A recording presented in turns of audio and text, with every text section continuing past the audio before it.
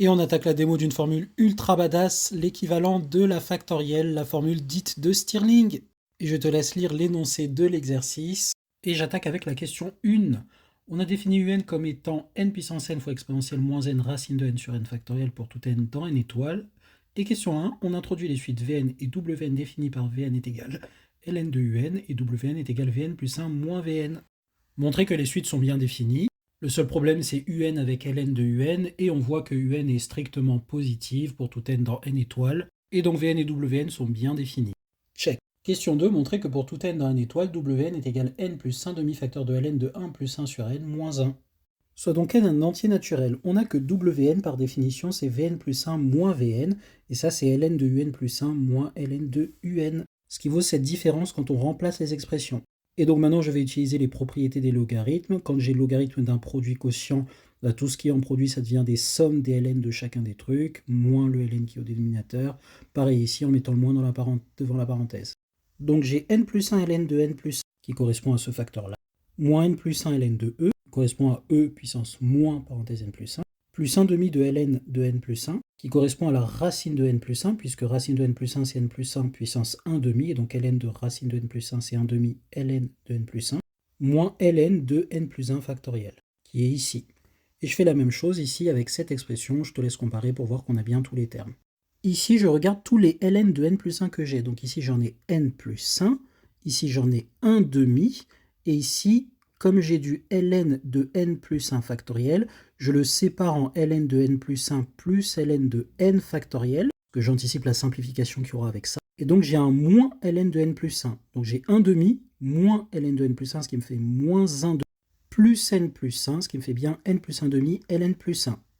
J'ai moins n plus 1 parce que ln de e, ça fait 1, moins le ln de n factoriel qui est resté ici, et je distribue le signe moins pour le reste de cette expression-là. Et je me retrouve bien avec moins ln de n plus n, donc ln de vaut 1 toujours, moins 1 demi ln de n plus ln de n factoriel en ayant changé les signes.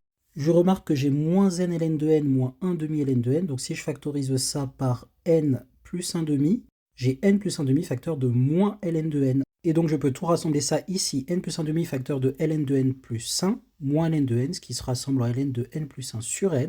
Les ln de n factoriel se simplifient, les n aussi. Il me reste juste un moins 1 ici qui apparaît là, et finalement, en faisant n plus 1 sur n en séparant les fractions, j'ai bien n plus 1 demi ln de 1 plus 1 sur n moins 1. Check. Question 3, montrer que pour tout x dans 0 plus l'infini, 0 inclus, ln de 1 plus x est inférieur ou égal à x moins x carré sur 2 plus x cube sur 3. Ici, plusieurs méthodes, on peut y arriver déjà avec la convexité, concavité et donc les tangentes. Je te laisse essayer de mettre la preuve en commentaire, donc il faudra modifier un petit peu l'inégalité pour y arriver. Et nous, on va faire la méthode classique pour montrer des inégalités de ce type, on va faire l'étude de fonctions. On définit donc h, la fonction partant de 0 plus l'infini dans R, qui a x associe ln de 1 plus x, moins x plus x carré sur 2, moins x cube sur 3. J'ai fait passer tout ce qui était à droite du côté gauche de l'inégalité. Et j'ai d'après le cours que h est dérivable sur 0 plus l'infini en tant qu'addition-composition de fonctions qui sont définies sur 0 plus l'infini et dérivables. Soit donc x dans R+, on a que h' de x est égal à 1 sur 1 plus x moins 1 plus x moins x carré. Pour rappel, la dérivée de ln de u, c'est u' sur u, et u' ici, quand u vaut 1 plus x, c'est 1, donc j'ai bien 1 sur 1 plus x, et donc j'ai la dérivée de ce polynôme-là qui vaut ceci. Je mets tout au même dénominateur, donc je multiplie tout ça par 1 plus x. Je distribue et je simplifie, j'obtiens bien ceci. On en déduit facilement le signe de h', le dénominateur est strictement positif puisqu'on est sur 0 plus l'infini, et le numérateur est strictement négatif quand on est différent de 0 et s'annule simplement 0. J'ai donc ce tableau de variation pour h, et h est donc strictement décroissant. Avec ces valeurs aux extrémités de l'intervalle, donc sa limite en plus l'infini c'est moins l'infini, je te laisse le démontrer en commentaire. Mais surtout, on a que la valeur en 0 de h est maximum de h sur 0 plus l'infini. Ce qui nous dit que pour tout x dans R+, h de x est inférieur ou égal à h de 0, par définition d'un maximum, qui vaut 0, et donc je remplace h de x par son expression qui me donne ceci inférieur à 0, et je passe tout ça du côté droit, et j'obtiens bien l'inégalité voulue. Check. Question 4, en déduire que pour tout n dans n étoile, Wn est inférieur ou égal à 1 sur 4n carré. Soit n dans n étoile. Alors ici, ce n'est pas la rédaction propre, je vais d'abord écrire l'inégalité que je vais démontrer, et la transformer le plus possible en une inégalité que je sais être vraie, et au propre, je réécrirai tout dans le bon sens, pour finalement aboutir à cette conclusion-là. J'ai donc que ln de 1 plus 1 sur n est inférieur ou égal à, après avoir fait passer le 1 de l'autre côté de l'inégalité et divisé par n plus 1 demi, à ceci, et je mets tout au même dénominateur et j'obtiens cette expression. Donc si je montre que ln de 1 plus 1 sur n est inférieur à ceci, j'ai gagné. Or, d'après la question précédente, on a cette inégalité. Je peux donc l'appliquer en x est égal à 1 sur n, puisque n est dans n étoile, et donc 1 sur n est bien positif. Et j'obtiens donc ceci, et après avoir tout mis sur la même fraction, j'obtiens ceci. Et donc si je montre que le membre de gauche est inférieur à ceci, j'aurai ln de 1 plus n inférieur à ceci, qui lui-même est inférieur à ceci, et donc j'aurai bien ln de 1 plus 1 sur n inférieur à ceci, je remodifierai, et ça me donnera ce que je veux. Mais cette inégalité-là équivaut à celle-ci, je multiplie par n carré de chaque côté, qui est strictement positif, et donc l'inégalité ne change pas. Et donc je me retrouve avec un 6n ici par simplification. Et après je multiplie par 2n plus 1 et 6n, l'inégalité qui toujours ne change pas et me donne ceci. Et après développement, j'obtiens ceci. Et on a cette simplification, ainsi que celle-ci. Et en passant à droite les termes restants, j'obtiens que l'inégalité équivalente est que 11n-2 est supérieur ou égal à 0 quand n est dans n étoile. Ce qui est bien évidemment vrai. Ici on a une expression affine en fonction de n qui s'annule en 2 onzièmes qui est entre 0 et 1. Donc en 0, effectivement, c'est strictement négatif, mais à partir de 1, ça devient positif. Et donc ceci est bien positif pour tout n dans n étoile.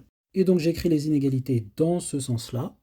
Et j'obtiens finalement que cette quantité-là est inférieure à cette quantité-là. Mais comme d'après la question précédente, ln de 1 plus 1 sur n est inférieur à ceci, on a bien que pour tout n dans n étoile, ln de 1 plus 1 sur n est inférieur à ça. Ce qui équivaut bien à dire que wn est inférieur ou égal à 1 sur n carré. Check. Question 5, montrer que pour tout n supérieur ou égal à 2, 1 sur n carré est inférieur ou égal à 1 sur n moins 1 moins 1 sur n. Soit n un entier naturel supérieur ou égal à 2, j'écris l'inégalité et je transforme cette expression-là en mettant au même dénominateur et j'obtiens bien ceci. Et donc je la transforme pour obtenir un truc que je sais être vrai, je réécris tout dans le bon sens, comme d'habitude, toi-même tu connais. Donc ici je simplifie par n en multipliant par n de chaque côté et je multiplie par n moins 1. Puis je remultiplie par n et j'obtiens bien ceci, qui est bien vrai, check. Question 6, on introduit la suite grand WN qui est la somme pour k variant de 1 à n des WK. Pour n dans n étoile, on veut montrer que WN est inférieur ou égal à 1/2, en déduire que WN converge, en déduire que VN converge, en déduire que UN converge vers un réel strictement positif. Soit donc n un entier naturel non nul, on a que WN c'est la somme pour k variant de 1 à n des WK, et d'après la question 4, chacun des WK est inférieur à 1 sur 4k carré. Pour tout cas dans n étoile. Et donc je fais la somme de ces trucs-là. La somme est bien dans le même ordre, puisque chacun d'eux est supérieur à chacun d'eux, et donc la somme des petits est bien inférieure à la somme des grands. Mais d'après la question 5, j'ai que ceci, quand k est plus grand que 2, est majoré par cette expression-là. Donc je prends à part le terme en k égale 1, et tout ce qui est en k égale 2, je le majore par la somme pour k variant de 2 à n de 1 quart fois ceci, et donc j'oublie pas mon terme quand k est égal à 1. Et je calcule donc cette expression, donc je factorise par 1 quart par linéarité du symbole sigma, et j'ai bien ceci dans la somme, et donc j'écris explicitement les sommes, je peux faire un changement de variable, mais je l'écris explicitement pour qu'on le voit plus facilement. Donc ici, k démarre à 2, donc j'ai 1 sur 2 moins 1, donc 1, quand k vaut 3, 3 moins 1, 2, et donc je vais jusqu'à n, donc jusqu'à 1 sur n moins 1. Moins la somme quand on varie de 2 jusqu'à n de 1 sur k, donc moins 1 demi, moins 1 tiers, etc., moins 1 sur n. J'ai donc tous ces trucs-là qui se simplifient, et dans la parenthèse, il ne me reste bien que 1 moins 1 sur n, et donc j'ai le facteur 1 quart devant, et le 1 quart qui était derrière, qu'on n'oublie pas. Et donc j'ai 1 quart facteur de ça, plus 1 quart, mais ceci c'est bien évidemment plus petit que 1, puisque c'est 1 moins un truc strictement positif, et donc tout ça est plus petit que 1 quart plus 1 quart, qui vaut 1 demi. Check. Question suivante, en déduire que grand WN converge. Et vu qu'on vient de montrer que grand WN est majoré, on va en fait montrer qu'elle est croissante. Et vu que c'est une somme, il suffira de montrer que les WK sont tous positifs. Montrons donc que pour tout n dans n étoile, Wn est supérieur ou égal à 0. Ce qui veut dire ceci en écrivant l'expression de Wn, et ce qui donne cette inégalité-là en passant le 1 de l'autre côté en divisant par n plus 1 demi, et en arrangeant la fraction. Et si on utilise la même stratégie que tout à l'heure, on s'en sortira en démontrant que pour tout x positif, on a ceci plus grand que ceci, qui est égal à ça. Je te laisse faire l'étude de la fonction adéquate en commentaire. Et moi, je passe à la suite, comme je sais que tu vas gérer ça et que tu es un BG, je me fais pas de soucis. Check pour ça. Soit donc n dans n étoile, Wn plus 1 moins Wn, c'est la différence de ces deux sommes. Donc ici, on va jusqu'à n plus 1 et ici, on va jusqu'à n.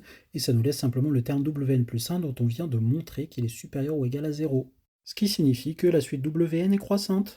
Mais on a montré avant que Wn est majoré par un demi, et on vient de montrer que Wn est croissante. Donc d'après le théorème de convergence monotone, Wn converge. On déduire maintenant que Vn converge. J'ai que Vn, c'est la somme pour k variant de 1 à n-1 des wk moins V1. Oui, parce que pour rappel, d'après cette relation, j'ai que Wn c'est égal à Vn plus 1 moins Vn. Et si je fais la somme de cette expression pour k variant de 1 à n-1, j'aurai donc la somme de ceci, et j'aurai donc un télescopage des simplifications. Il me restera simplement Vn moins V1, et donc j'aurai bien cette somme plus V1, pardon, c'était un plus. Mais là, je reconnais mon expression grand Wn-1, et donc j'ai que ceci, c'est grand Wn-1 plus V1, et d'après ce qu'on a fait juste avant, ça converge. Donc Vn converge, check. Et enfin, on déduire que Un converge vers un réel strictement positif. On a que Vn est égal à ln de Un, et donc exponentielle de Vn est égal à Un, et comme on vient de montrer que Vn converge par continuité de l'exponentielle, on a que Un converge, et vu que ça va converger par continuité de l'exponentielle vers l'exponentielle de la limite de Vn, on a bien que cette limite est strictement positive puisque c'est l'exponentielle d'un réel. Check pour cette question. Partie suivante, détermination de la limite, et donc comme ceci c'est Un, on vient bien de montrer que ceci converge vers ceci. Autrement dit, on vient bien de montrer que la factorielle de n est équivalent à 1 sur c, n puissance n fois exponentielle moins n fois racine de n, puisque le quotient de ça par ça tend bien vers 1, d'après ce qu'on a ici. Ça tend vers c, et donc du coup ça divisé par c, ça tend bien vers 1. Ce qui nous permet de répondre à la question 1, check. Question 2, en déduire un équivalent de I2n. Pour rappel, I2n c'est l'intégrale de Wallis en 2n. J'ai déjà traité la question de l'intégrale de Wallis et de l'équivalent qu'on va utiliser plus tard. Check dans la description sur mon profil. On avait montré que cette intégrale, quand la puissance est paire, ce qui est bien le cas ici, on a 2n, ça donnait ceci. Et donc comme j'ai un équivalent de la factorielle, je vais pouvoir équivalenter cette expression. Sachant que les équivalents passent au quotient et sont compatibles avec les puissances fixées, je vais simplement remplacer ça par un équivalent en remplaçant les n par des 2n, et ceci, donc l'équivalent de n factoriel que je mettrai au carré. Et j'ai donc que I de n est équivalent à cette expression bien moche. Et donc on simplifie, il y a beaucoup de choses qui dégagent, donc là j'ai 1 sur c et 1 sur c carré, donc j'ai le 1 sur c qui dégage et le 1 sur c en bas qui dégage, et donc il me reste un 1 sur c en bas qui devient un c au numérateur ici. Puis j'ai 2n puissance 2n, donc j'ai 2 puissance 2n qui se simplifie avec ça, et n puissance 2n et n puissance n au carré qui me fait bien n puissance 2n, donc qui se simplifie avec ça, et j'ai exponentielle puissance moins 2n, exponentielle puissance moins n au carré, exponentielle moins 2n, donc j'ai simplification de ça. J'ai racine de 2n, ce qui fait racine de 2, racine de n, donc j'ai un racine de n qui dégage en bas et donc il m'en reste 1 en dessous. J'ai un 2 ici, donc j'ai un racine de 2 qui dégage et il me reste 1 en dessous. Et ça me fait bien cette expression-là. Pardon, il n'y avait pas de 2 en bas. Check pour ça. Question 3a, à l'aide de la formule de Wallis, donner un équivalent de I2n. La formule de Wallis est cet équivalent que j'ai démontré dans une précédente vidéo encore une fois, et donc quand on l'applique en 2n, ça me donne simplement cet équivalent. Petit b, conclure quant à la formule de Stirling. Eh bien j'ai I2n qui est équivalent à ceci, mais qui est aussi équivalent à ceci. Par transitivité de l'équivalence, qui est bien une relation d'équivalence, j'ai que ceci est équivalent à ceci, puisqu'ils sont tous les deux équivalents à I2n. Ce qui me dit en arrangeant que C est équivalent à ce truc. Donc on peut montrer assez facilement qu'en multipliant à gauche et à droite des équivalents par des expressions, on a toujours des équivalents, si les multiplications sont faites par des trucs différents de 0 bien sûr. Et donc je divise par pi ou je multiplie par 1 sur pi, je n'en ai plus de ce côté-là, et donc j'ai un 1 sur pi avec un racine de pi en haut, ça me fait un racine de pi en bas. Puis je multiplie par racine de 2n, et donc ça dégage ici, ça apparaît ici, ça se simplifie avec le racine de 4n en bas, et donc ça me laisse un racine de 2 en bas.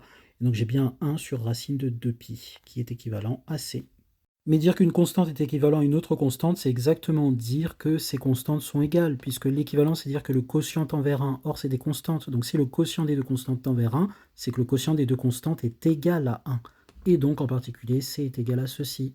Et donc, on a la formule de Stirling revisitée qui donne tada, ceci, puisque pour rappel, c vaut 1 sur racine de 2pi, et donc 1 sur c vaut bien racine de 2pi, et donc j'ai racine de 2pi fois tout ça, et je passe tout dans la même racine, ce qui me donne bien ce magnifique équivalent. Quand n tend vers plus l'infini, bien entendu. Et check final. N'hésite pas à bien tout reprendre et à essayer de faire l'exercice par toi-même, car c'est vraiment un exercice classique qui est abordable dès la terminale, mais qui surtout a de très grandes chances de tomber en concours en prépa. N'hésite pas à poser tes questions en commentaire, je te laisse, bisous.